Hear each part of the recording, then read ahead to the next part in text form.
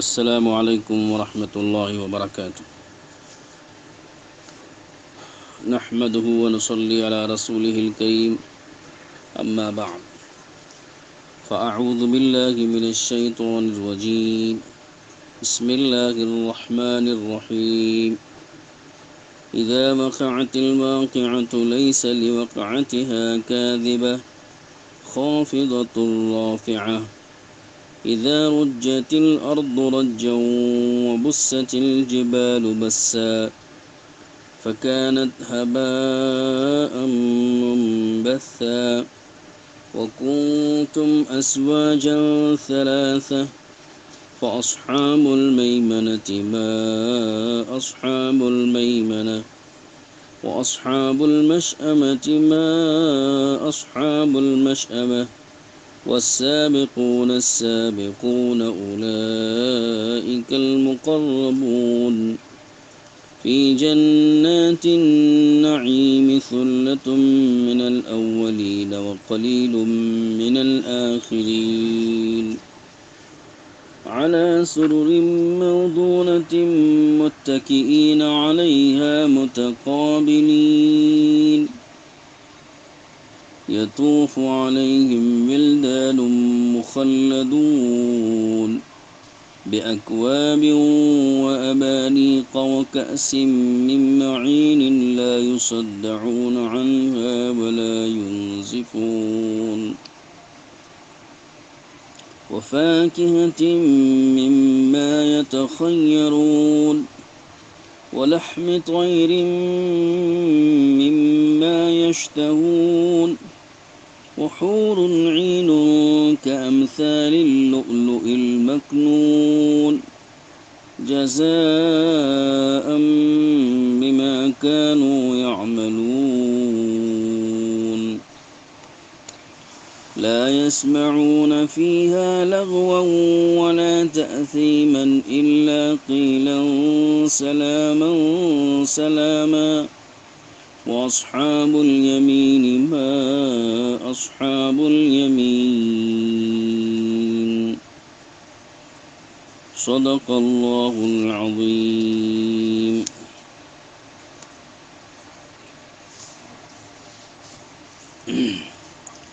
إلى آخر الآيات۔ محترم سامعین کرام، اس وقت ہم نے آپ کے سامنے 27ویں پارے کا سورہ واقعہ اور اس کی ابتدائی چند آیات تلاوت کی ہیں۔ چونکہ مضمون آگے بھی چل رہا ہے اور تلاوت میں کافی وقت بھی لگتا ہے، اور قرآن مجید اگر آپ کے سامنے ہے تو آپ خود ان آیات کو دیکھ سکتے ہیں۔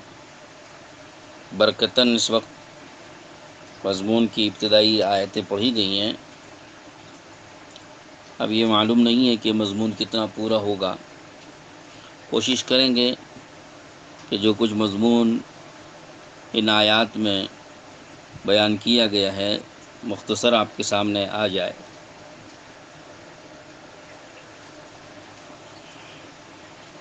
یہ سورۃ سورہ واقعہ کہلاتی ہے۔ واقعہ تو واقع ہونے والی چیز کا نام ہے۔ واقع ہونے والی چیز کو واقعۃن کہتے ہیں۔ عربی میں ہم کہتے ہیں نا کہ بھائی واقع ہونے والی چیز ہے، یہ ہونے والی چیز، تو ہونے والی چیز کو واقعۃن کہتے ہیں۔ چونکہ قیامت یہ قیامت کا نام ہے، اور چونکہ قیامت واقعتاً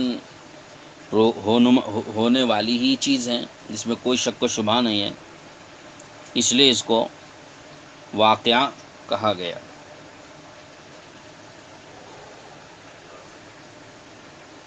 ہم بھی جو قصہ گزر چکا ہوتا ہے اس کو بھی واقعہ کہتے ہیں۔ ایک واقعہ سنو، عام طور پہ کہا جاتا ہے۔ یہ کیا ہے کہ نہیں، ایک چیز جو ہو چکی ہے اسے سنو۔ تو واقعہ کے معنی ہے جو چیز ہو چکی ہے یا یقینی طور پر ہونے والی ہے۔ تو اس صورت کو سورہ واقعہ کہا گیا اس لیے کہ یہ قیامت کے منظروں کو کھینچنے والی اور قیامت کے حالات کی عکاسی کرنے والی یہ صورت ہے، یعنی قیامت کے حالات کو بیان کرنے والی۔ پورا قیامت کا منظر اس میں کھینچا گیا ہے۔ پوری صورت اگر آپ پڑھیں گے ترجمے کے ساتھ تو اکثر مضمون اس کا قیامت کے واقعے کو قیامت کے واقعے کو بیان کرنے میں ہے۔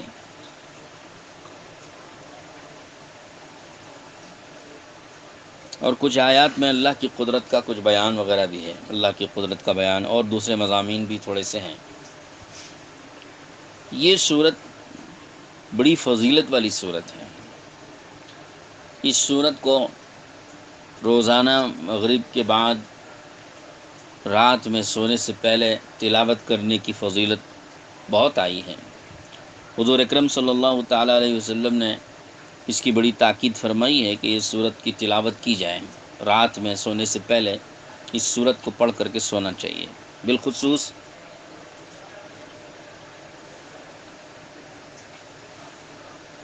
مغرب اور عشاء کے بیچ میں اس کی تلاوت بہتر ہوگی۔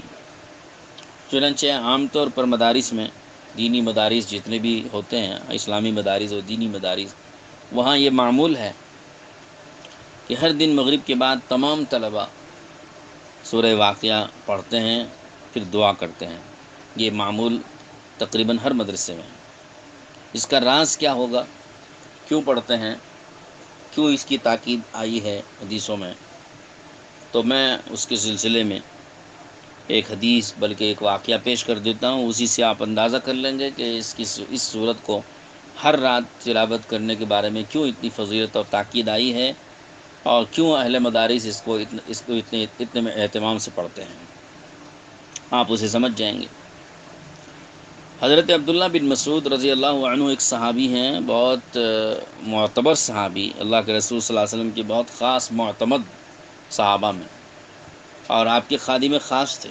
شروع ہی میں اسلام لے آئے تھے، چھوٹی عمر کے تھے، اور پھر حضور صلی اللہ علیہ وسلم کی پوری زندگی آپ نے حضور کی صحبت میں اور حضور کی خدمت میں گزاری۔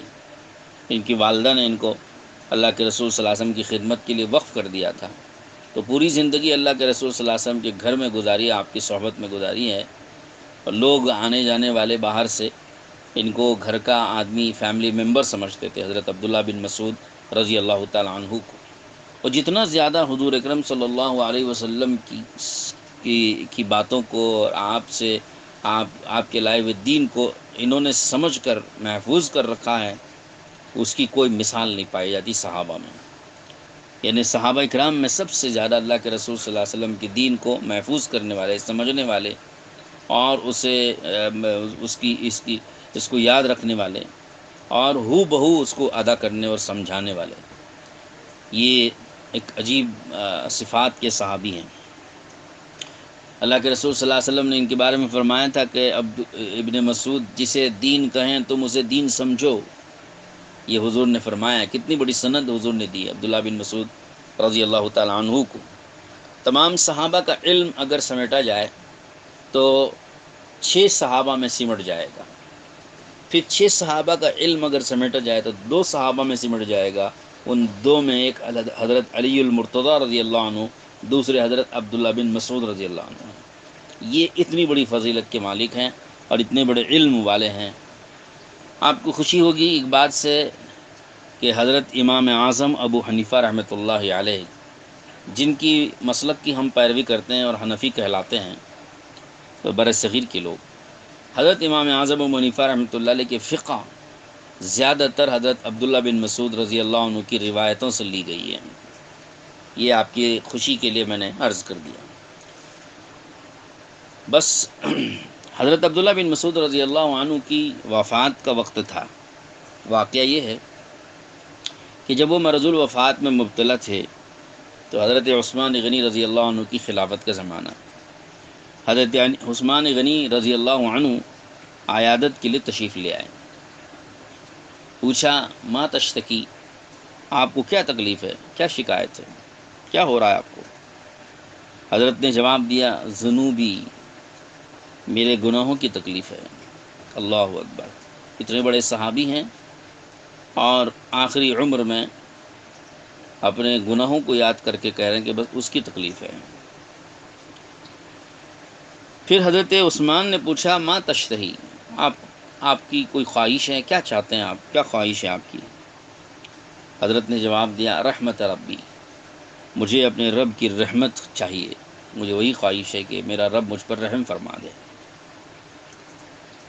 پھر حضرت نے پوچھا حضرت عثمان نے کہ آپ کے لیے کسی طبیب کا انتظام کر دیں، طبیب کسی معالج کو، کسی ڈاکٹر کو بلا دیں؟ حضرت نے فرمایا طبیب و امرضانی، کہ اسی طبیب نے تو مجھے بیمار کر دیا ہے، تو اس کو بلانے سے کوئی فائدہ نہیں ہے۔ پھر پوچھا حضرت عثمان نے کہ آپ کے لیے کچھ بیت المال سے عطیہ بھیج دوں؟ فرمایا لا حاجت لی فیہا، مجھے اس کی ضرورت نہیں ہے۔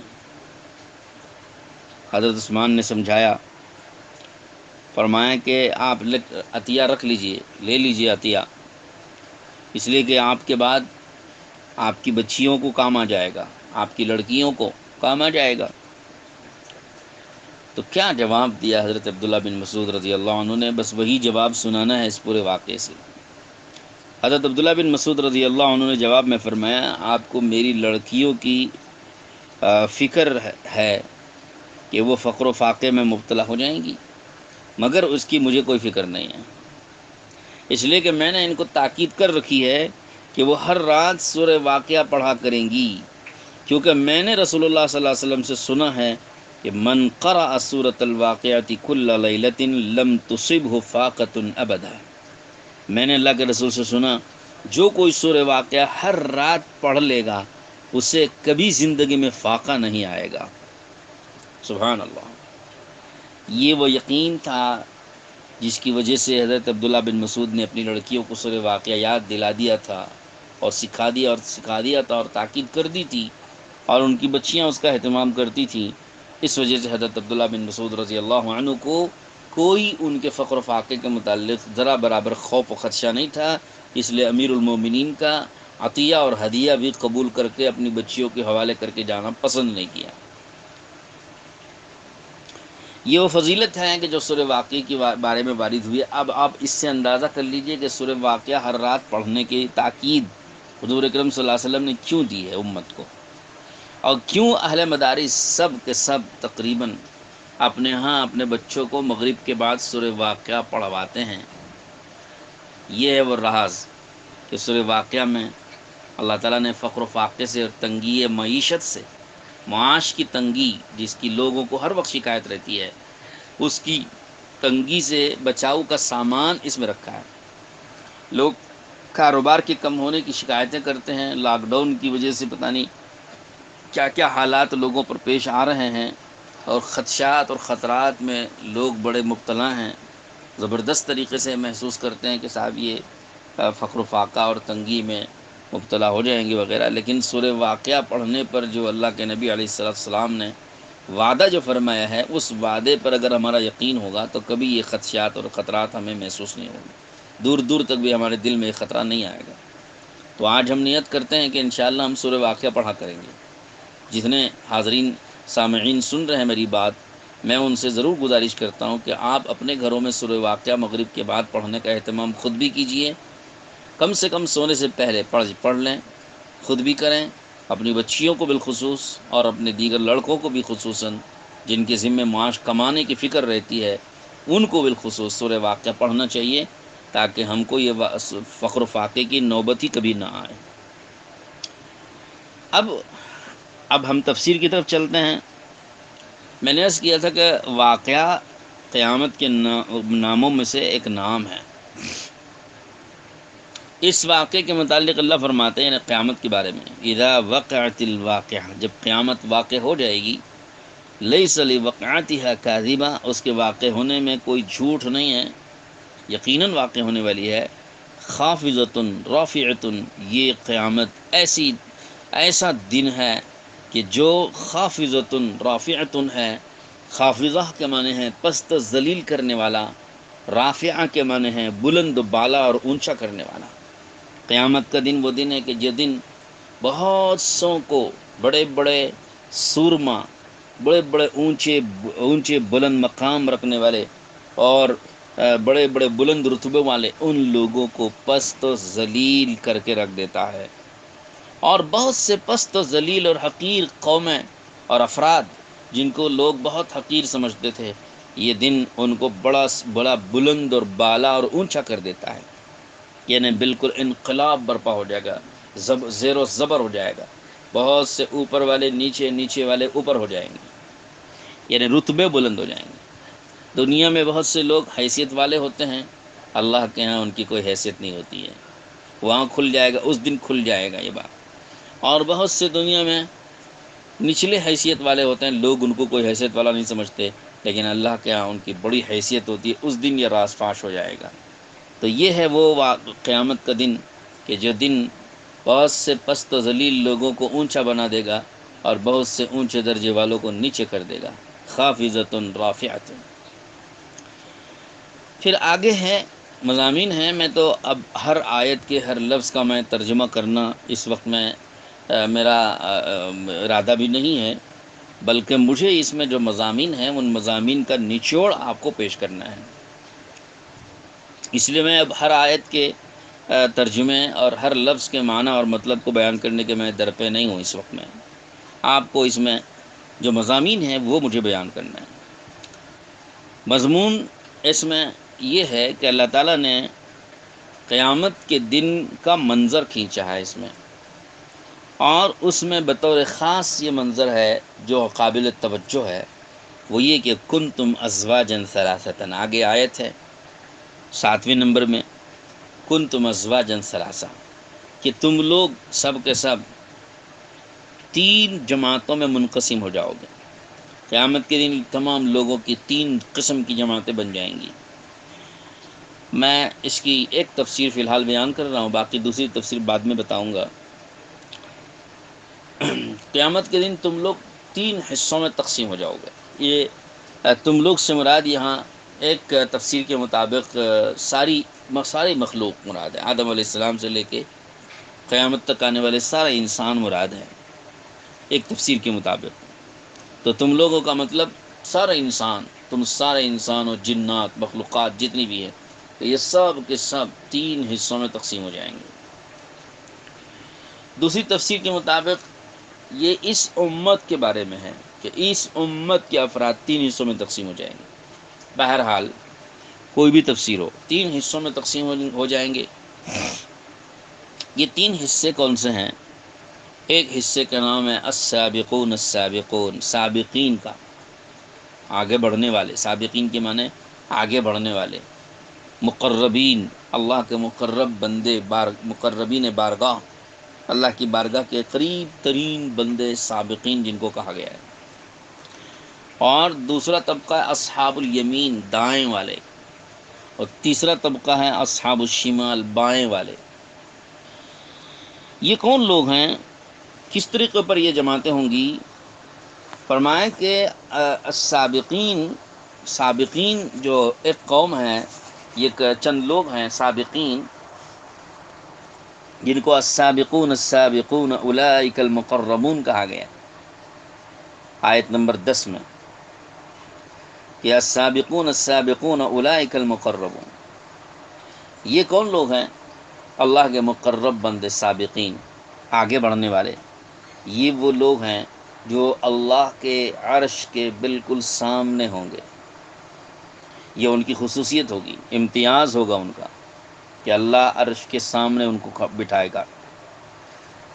دوسرا طبقہ اصحاب الیمین، تو فرمایا کہ فاصحاب المیمنۃ ما اصحاب المیمنہ، آیت نمبر 8 میں ہے کہ فاصحاب المیمنۃ ما اصحاب المیمنہ، کہ کچھ دائیں والے ہیں، تمہیں کیا پتہ دائیں والے کون لوگ ہیں؟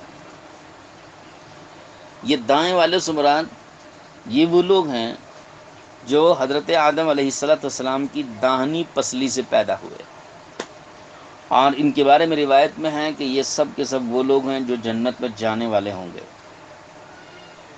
اور ان کا اعمال نامہ بھی ان کے دائیں ہاتھ میں دیا جائے گا، اور یہ لوگ اللہ کے عرش کے دائیں طرف ہوں گے، اس وجہ سے ان کو دائیں والے کہا گیا۔ اور تیسرا طبقہ ہے بائیں والے، واصحاب المشأمة ما اصحاب المشأمة، اصحاب الشمال ما اصحاب الشمال بھی آیا ہے، اصحاب المشأمة بھی آیا ہے، دونوں ایک ہی معنی میں۔ یہ 9 نمبر کی آیت میں کہ بائیں والے، الٹے ہاتھ والے، بائیں والے، تم کیا جانو بائیں ہاتھ والے کون ہیں؟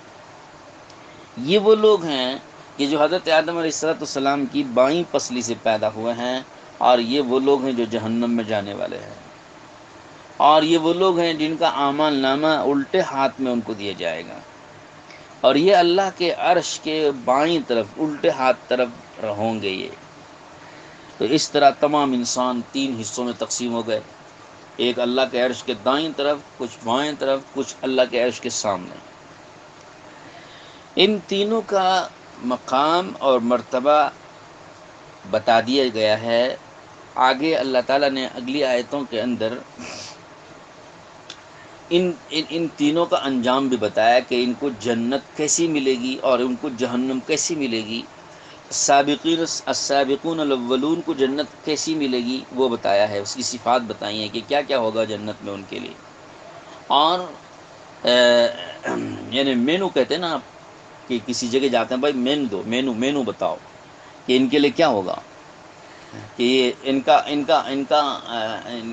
کا جو ہے پورا ایک پیکیج بتاؤ، پیکیج کیا ہوگا ان کے لیے، ایک مینو بتاؤ، پیکیج۔ تو ان سامنے والوں کو، سابقون السابقون کو، جو اللہ کے مقرب بندے ہوں گے، ان کو کیا ملے گا، اللہ نے ان کا مینو بتایا ہے۔ پھر داہنے والے جو دائیں طرف ہوں گے، ان کو کیا ملے گا جنت میں، ان کی جنت کیسی ہوگی، کیا کیا آئٹمس ملیں گے وہ بتایا ہے اللہ نے۔ اور پھر اصحاب الشمال، بائیں والے، ان کو جہنم میں کیا کیا آئٹم ملے گا، کیا ان کا پیکیج ہوگا، کیا ان کا مینو ہے جہنم میں، وہ بتایا ہے اللہ نے۔ اگر آپ ترجمہ قرآن کھول کر کے اس کو پڑھتے چلے جائیں گے ترجمے کے ساتھ، تو آپ خود ہی سمجھتے چلے جائیں گے، ترجمے ہی سے بات واضح ہو جائے گی کہ کس کا کیا مینو ہے اور کس کو کیا کیا آئٹمس ملنے والے ہیں جنت میں سے اور جہنم میں سے۔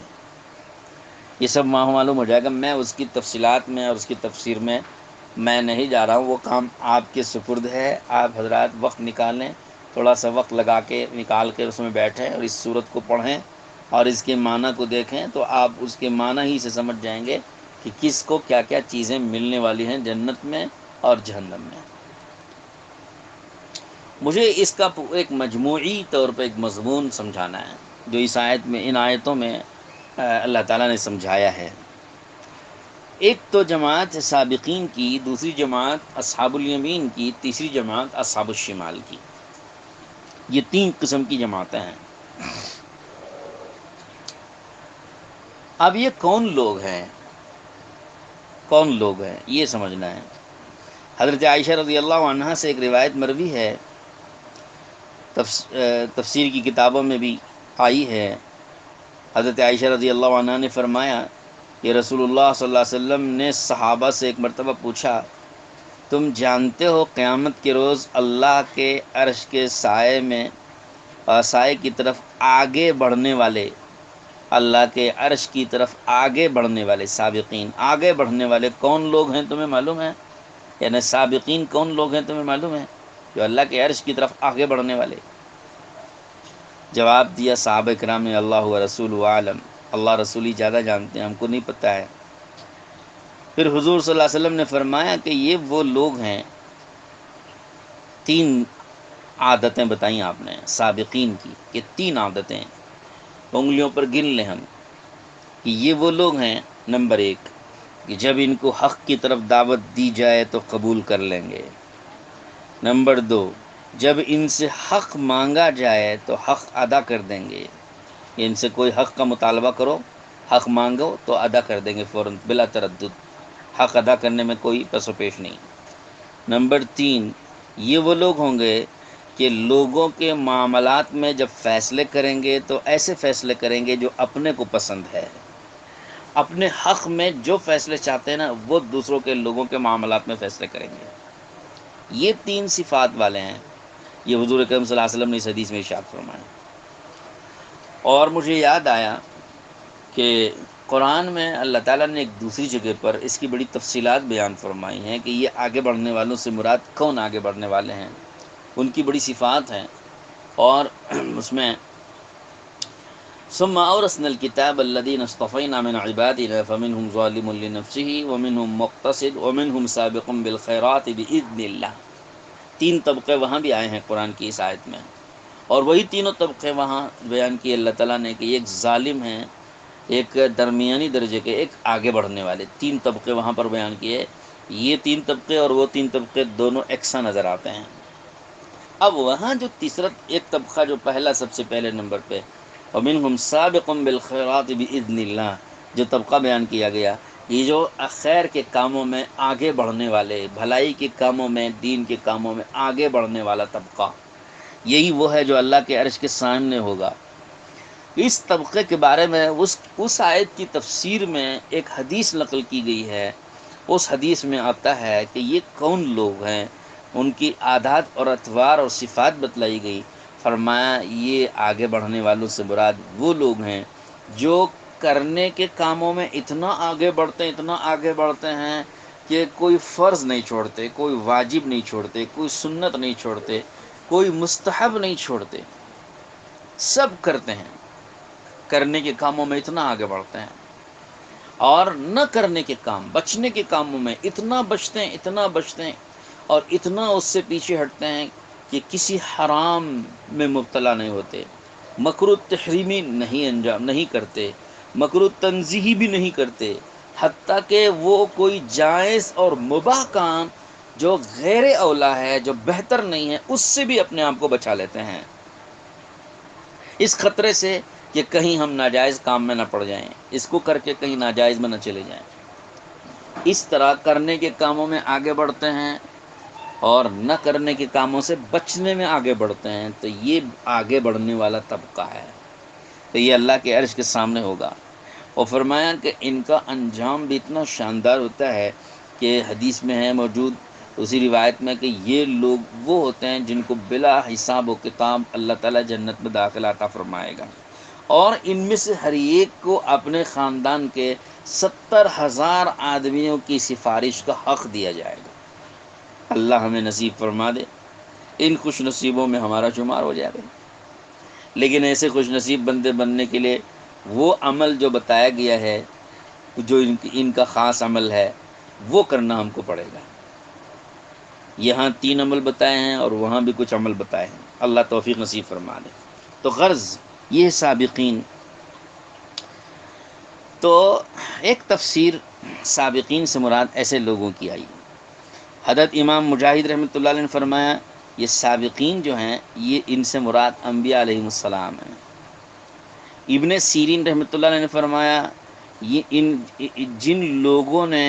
جن لوگوں نے دونوں قبلوں کی طرف نماز پڑھی ہے، بیت المقدس اور بیت اللہ، وہ لوگ مراد ہیں سابقین سے.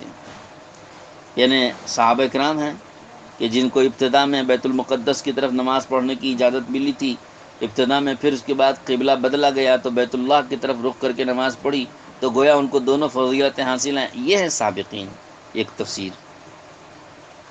حضرت قتادہ اور حضرت حسن بصری رحمۃ اللہ نے فرمایا کہ یہ سابقین جو ہیں ہر امت کے چنندہ مخصوص سابقین مراد ہیں. بعض نے فرمایا سابقین اولین وہ لوگ ہیں جو مسجد کی طرف سب سے پہلے جانے والے اور سب سے آخر میں نکلنے والے. حضرت عبداللہ بن مسعود رضی اللہ عنہ نے حدیث میں فرمایا ہے کہ تم لوگ مسجد میں سب سے پہلے جانے والے اور سب سے آخر میں نکلنے والے بنو. اللہ ہمیں توفیق نصیب فرمائے. بہرحال خلاصہ یہ نکلا کہ یہ سارے اعمال صالحہ میں جو لوگ دوسروں سے آگے بڑھتے ہیں وہ سابقین آخرت میں بھی آگے بڑھنے والوں میں ہوں گے، درجات میں آگے بڑھنے والے ہوں گے، وہ سابقین مراد جو اعمال صالحہ میں آگے بڑھنے والے. یہ ساروں کا خلاصہ ہے. ساری تفسیریں بھی جمع ہو سکتی ہیں اور ساری تفسیریں بھی ایک دوسرے کے خلاف نہیں ہیں، سب معنی اور مطلب مراد لیے جا سکتے ہیں. اب آئیے، یہ تو آپ نے سمجھ لیا کہ سابقین کسے کہتے ہیں، اور پھر اب رہ گئے 2 طبقے، اصحاب الیمین اور اصحاب الشمال. اصحاب الیمین دائیں والے، اصحاب الشمال بائیں والے. یہ کون لوگ ہیں؟ میں نے بتا دیا آپ کو. اصحاب الیمین وہ ہیں جو جنت میں جانے والے ہیں، اصحاب الشمال وہ ہیں جو جہنم میں جانے والے ہیں. تو اصحاب الیمین جنت میں جانے والے یعنی عام جنتی یہ سب کے سب اصحاب الیمین ہیں، خاص جنتی سابقین اولین ہیں۔ تو جنت میں جانے والے دو طبقے ہو گئے، ایک سابقین اللہ کے مقرب بندے، ان کی جنت بڑی عالی شان، اور دوسرے اصحاب الیمین عام جنتی لوگ، ان کی جنت ان کے اپنے اپنے اعمال کے بقدر۔ تو گئے جنت میں جانے والے یہ دو طبقے ہیں، ایک سابقین کا اور ایک اصحاب الیمین کا طبقہ، یہ دو طبقے جنت میں جائیں گے۔ باقی اصحاب الشمال ہے کہ ان کا تو معاملہ ختم ہو گیا کہ وہ جہنم میں جانے والے۔ اب ہم آتے ہیں یہ سب سابقین اور اصحاب الیمین دونوں جو جنت میں جانے والا طبقہ ہے، یہ طبقہ اس کے بارے میں قرآن نے یہاں آیت نے سورہ واقعہ میں جو منظر کشی کی ہے، جو ترتیب بتائی ہے، وہ آپ سمجھ لیں۔ فرمایا السابقون السابقون اولئک المقربون فی جنات النعیم ثلۃ من الاولین وقلیل من الآخرین۔ اسے آپ کو سمجھنا ہے، تھوڑا سا دھیان دیں میری بات کی طرف۔ السابقون السابقون جو اعلیٰ درجے کی جنت میں پہنچنے والے ہیں، سابقین ہیں، اعلیٰ درجے کے لوگ ہیں، مخصوص بندے ہیں، اللہ کے عرش کے سامنے رہنے والے ہیں، یہ لوگ، ان کے بارے میں اللہ کہتے ہیں ثلۃ من الاولین قلیل من الآخرین، اولین میں سے بڑی جماعت ہوگی، آخرین میں سے تھوڑی جماعت ہوگی۔ سلہ کہتے ہیں، سلتن کہتے ہیں بڑی جماعت کو، قلیل ان کے معنی تھوڑا۔ اللہ کہتے ہیں کہ سابقین جو ہیں، یہ سابقین اولین میں سے بڑے زیادہ ہوں گے، آخرین میں سے تھوڑے ہوں گے۔ اب اولین اور آخرین کا کیا معنی؟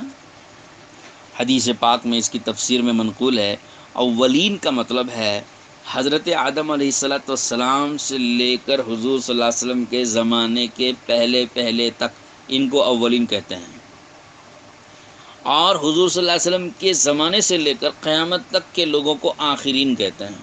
یہ ایک تفسیر ہے۔ اب اس تفسیر کے مطابق مطلب یہ ہو گیا کہ اولین میں سے بڑی جماعت ہوگی سابقین میں، آخرین میں سے تھوڑے لوگ ہوں گے سابقین میں۔ اب آپ کیا سمجھے؟ اس کا مطلب یہ نکلا کہ حضور صلی اللہ علیہ وسلم سے پہلے آدم علیہ السلام تک کے لوگ زیادہ تعداد میں ہوں گے سابقین میں، اور حضور صلی اللہ علیہ وسلم کی امت قیامت تک جتنی آئیں گی، ان میں تھوڑی تعداد ہوگی سابقین میں۔ جب یہ آیت نازل ہوئی تو صحابہ کرام کے دل پر بڑا شاق گزرا، بڑا رنج ہو گیا۔ شاید آپ کو بھی رنج ہو رہا ہوگا سن کر کے، کہہ رہے ایسا کیسا ہوگا کہ سابقین کا تو درجہ بہت بڑا ہے، اور بڑا درجہ پانے والے لوگ حضور سے پہلے آدم علیہ السلام تک کے لوگ زیادہ ہوں گے، اور حضور کی امت کے تھوڑے لوگ ہوں گے سابقین میں، تو ایسا کیسے ہوگا؟ تو رنج بھی تھوڑا سا تو ہو رہا ہوگا۔ صحابہ کرام کو بھی رنج ہوا، اتنا رنج ہوا کہ صحابہ کرام میں سے حضرت عمر رضی اللہ تعالی عنہ نے ہمت کی اور آگے بڑھ کر اللہ کے رسول صلی اللہ علیہ وسلم سے پوچھ لیا کہ یا رسول اللہ، کیا پچھلی امتوں کے لوگوں میں سابقین زیادہ ہوں گے اور ہم میں سے کم ہوں گے؟ یہ تو بڑی افسوس کی بات ہے۔ حضور صلی اللہ علیہ وسلم نے جواب نہیں دیا، اس لیے کہ جو بات آئی تھی اتنی تو سنا دی۔ اب جو رنج صحابہ کو ہو رہا ہے اس کو کیسے دور کیا جائے؟ آپ صلی اللہ علیہ وسلم کے پاس کوئی جواب نہیں تھا، تو آپ خاموش ہو گئے، اور خاموشی طاری رہی کتنے دن، اور پھر اللہ نے بھی کوئی جواب جلدی نہیں اتارا۔ کتنے دن؟ 1 سال تک، 1 سال تک جواب نہیں آیا۔ یہ رنج اور غم اور افسوس 1 سال تک، 1 سال تک انتظار کروایا اللہ نے بھی، اور 1 سال کے بعد، ٹھیک 1 سال کے بعد اگلی آیت نازل ہوئی، جو آیتیں یہاں ہیں آگے۔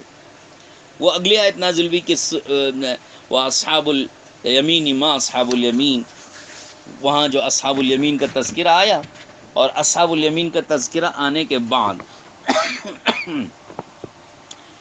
وہاں فرمایا گیا کہ سلۃ من الاولین وسلۃ من الآخرین، یہ فرمایا گیا۔ یہ آیتیں نازل ہوئی 1 سال کے بعد۔ اس سے پہلے کی جو آیتیں تھیں جن میں السابقین کا بدلہ جنت میں کیا ملے گا وہ بتایا گیا ہے، میں نے وہ سب آیتیں چھوڑ دیں، اس لیے کہ اس کا ترجمہ آپ پڑھ سکتے ہیں۔ اور ترجمہ پڑھ کے آپ بات مطلب اور معنی سمجھ سکتے ہیں۔ تو اب ہم چلے ہیں آگے 27ویں نمبر کی آیت پہ، اور 27ویں نمبر کے بعد پھر 40 نمبر کی آیت پہ ہم آئے ہیں۔ 39 اور 40 آیت، ان آیتوں میں اگر آپ غور کریں تو اگلی آیتیں یہ جو نازل ہوئی ہیں 1 سال کے بعد نازل ہوئی ہیں۔ یہ جواب آیا حضرت عمر کا۔ جب یہ جواب آیا تو اس جواب کو سنانے کے لیے حضور نے حضرت عمر کو بلایا۔ حضرت عمر کو بلا کے فرمایا اسمع یا عمر، قد انزل اللہ سلۃ من الاولین و سلۃ من الآخرین، الا وان من آدم الی سلۃ و امتی سلۃ۔ عمر سنو، آدم علیہ السلام سے لے کے میری امت تک آدھے لوگ، اور میری امت قیامت تک یہ آدھے لوگ یہ جنتی ہیں۔ یعنی جنت میں جتنے لوگ ہوں گے سابقین کے علاوہ جتنے لوگ جنتی ہوں گے، ان جنتیوں کے 2 حصے ہوں گے، آدھی میری امت ہوگی اور آدھی مجھ سے پہلے 1.25 لاکھ نبیوں کی امت ہوگی۔ اب بتاؤ تم جنت میں زیادہ کون ہوئے؟ کہ میری امت تنہا آدھی جنت ہوگی اور باقی سارے نبیوں کی امت آدھی جنت ہوگی۔ تو بتاؤ کون زیادہ ہوئے جنت میں؟ اور پھر اس پر مزید یہ کہ السابقین میں بھی تھوڑے سے ہمارے ہوں گے، تو اب ملا لو تو کتنے میری امت کی کتنے ہوئے؟ کہ میری امت کے تو زیادہ ہو گئے۔ یہ حدیث حضور صلی اللہ علیہ وسلم نے سنائی، جواب سنایا، تو حضرت عمر رضی اللہ عنہ اور دیگر صحابہ کرام کا رنج اور افسوس کم ہو گیا۔ لیکن اس پر ایک سوال ہے، سوال یہ پیدا ہوتا ہے کہ السابقین جو بلند درجے والے لوگ ہیں وہ تو پچھلی امتوں کے زیادہ ہو گئے نا، ایسا کیسے ہوا؟ تو اس کا جواب یہ ہے کہ دیکھیے پچھلی امتوں میں تو آدم علیہ السلام تک خود انبیاء کرام علیہ السلام 1.25 لاکھ ہیں، تو 1.25 لاکھ تو انبیاء خود ہیں، اور پھر ان انبیاء کے مقربین 1.25 لاکھ نبیوں کے قریب ترین لوگ، ان کے حواریین اور ان کا ساتھ دینے والے جو صدیقیت کا اور شہداء کا درجہ پائے ہوئے ہیں، 1.25 لاکھ نبیوں کے ان سب کے حواریین اور قریبی لوگ وہ بھی ملاؤ تو کتنی بڑی تعداد ہو گئی۔ تو لازمی بات ہے کہ مقربین میں اب پچھلی امتوں کے لوگ زیادہ ہونا لازمی بات ہے، اور اس امت میں جو خواص ہیں وہ صرف صحابہ کرام ہیں اور تابعین ہیں، اور پھر قیامت تک آنے والے ان کے طرز پر چلنے والے لوگ ہیں۔ ان کی تعداد ظاہر سی بات ہے کہ 1.25 لاکھ نبی اور 1.25 لاکھ نبیوں کے مقربین ان سب کے مقابلے میں تو تھوڑے ہی ہوں گے۔ اس لیے فرمایا گیا کہ پچھلی امتوں کے لوگ سابقین میں زیادہ ہوں گے اور اس امت کے لوگ سابقین میں کم ہوں گے۔ یہ بات اللہ کے رسول علیہ السلام کی اس تفسیر سے ظاہر ہوئی اور ثابت ہوئی ہے۔ تو غرض تو اللہ تعالیٰ یہ 3 طبقات اس امت کے کرے گا، اور ان 3 طبقات میں السابقین زیادہ تعداد پچھلی امتوں کی ہوگی اور تھوڑی تعداد اس امت کی ہوگی، لیکن مجموعی اعتبار سے جب اگلی آیتیں نازل ہو گئیں، سلۃ من الاولین و سلۃ من الآخرین، سلتن کے معنی ہے بڑی جماعت، کہ اولین میں کی بھی بڑی جماعت اصحاب الیمین میں ہوگی اور آخرین میں سے بھی بڑی جماعت اصحاب الیمین میں ہوگی، جس کا ترجمہ یہ کیا ہے کہ آدھے اصحاب الیمین میں جو جنت میں جانے والے بقیہ اصحاب الیمین ہیں ان میں کے آدھے پچھلی تمام نبیوں کی امت اور آدھے صرف اس امت کے لوگ ہوں گے۔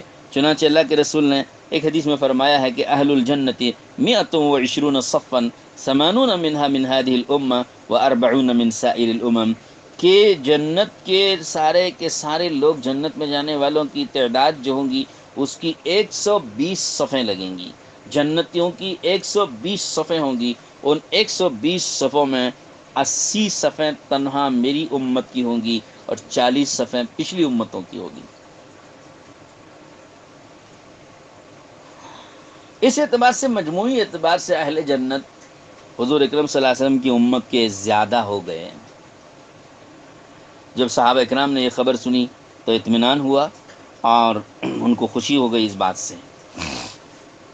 یہ تو ایک تفسیر میں نے عرض کی ہے۔ دوسری تفسیر یہ ہے کہ یہ تینوں جماعتیں، اصحاب الیمین، اصحاب الشمال اور سابقین، تینوں جماعتیں اس امت کی مراد ہیں، اس امت کی مراد ہیں۔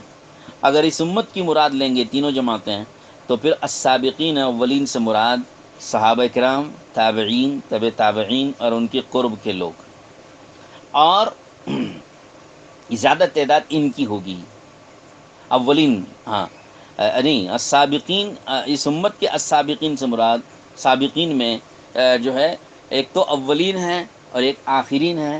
اولین میں سے بڑی جماعت، آخرین میں سے تھوڑی جماعت ہوگی سابقین میں اس امت کی۔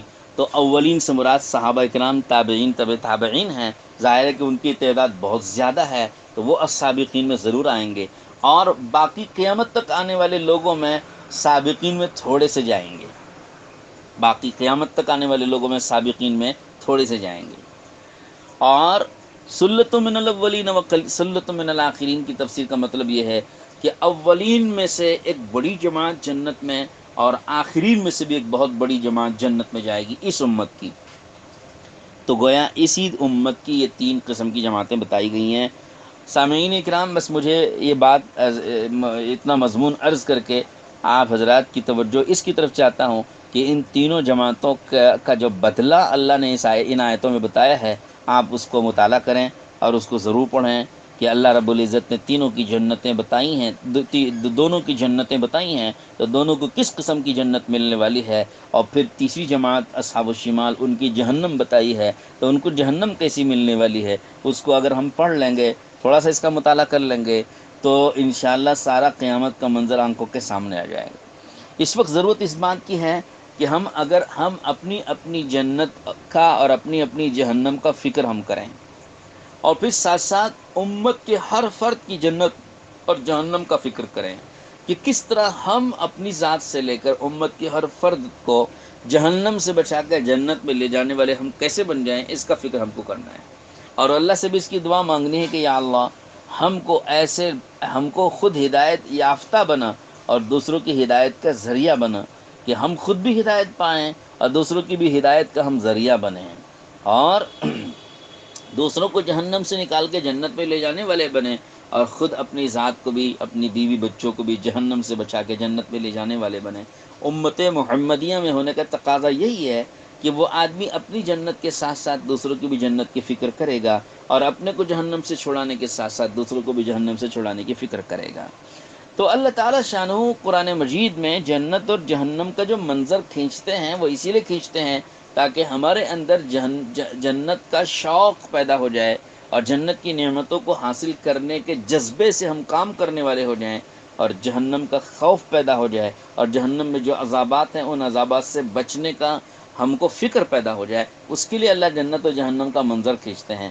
مجھے اس وقت میں موقع نہیں ہے، ورنہ تفسیر بہت لمبی ہو جاتی، میں ان آیتوں کا ترجمہ ضرور کرتا اور اس کی تشریح بھی ضرور کرتا، لیکن مجھے اس وقت میں وقت کی تنگی کی بڑی شکایت ہے کہ تنگ وقت میں اس کی تفسیر نہیں کر سکتا۔ آپ سے گزارش ضرور کروں گا کہ آپ اس کا مطالعہ کریں، تو آپ کو انشاءاللہ بات سمجھ میں ضرور آ جائے گی۔ الفاظ بڑے آسان ہیں، اور ان الفاظ کے اندر جو تفسیریں اور گہرائیاں چھپی ہوئی ہیں، اس کے لیے اللہ تعالیٰ کوئی اور موقع نصیب فرمائے گا تو ہم انشاءاللہ ضرور بیان کریں گے۔ اللہ کی ذات سے امید ہے کہ ہماری ان باتوں کی طرف ضرور توجہ دیں گے، اور عمل کرنے کی ہم بھی نیت کرتے ہیں، آپ بھی نیت کریں۔ اللہ تعالیٰ توفیق نصیب فرمائے۔ وآخر دعوانا ان الحمد للہ رب العالمین۔ السلام علیکم ورحمۃ اللہ وبرکاتہ۔